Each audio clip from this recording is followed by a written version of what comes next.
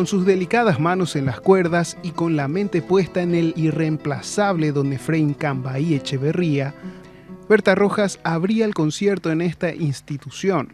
Este año, numerosos niños, niñas y adolescentes pudieron conocer y disfrutar las obras de Agustín Pío Barrios.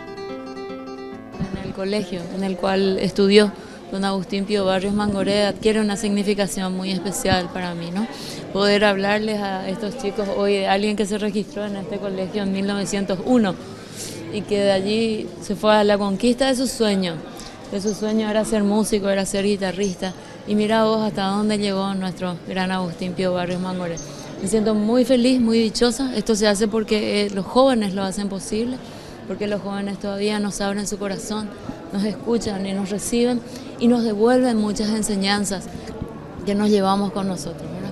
Así que muy agradecida por esta oportunidad de llegar a tantos lugares de mi país, más de 50.000 jóvenes. Al inicio del concierto, el sonido fue interrumpido por un corte de energía eléctrica. Aún así, su presentación acústica cautivó a todos los presentes.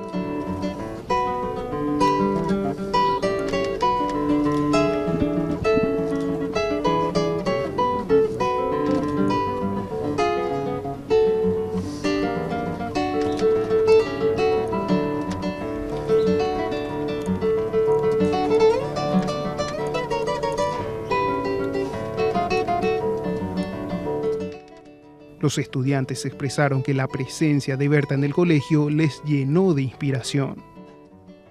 Gracias a ella, nos inspiramos yo en lo que ejecuto instrumentos me da más inspiración.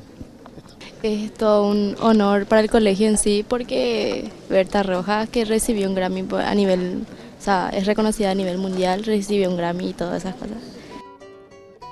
La gira con Berta Rojas, Hoy Toca Mangoré, cumple 10 años de vigencia. Este año, la guitarrista visitó más de 170 instituciones de todo el país.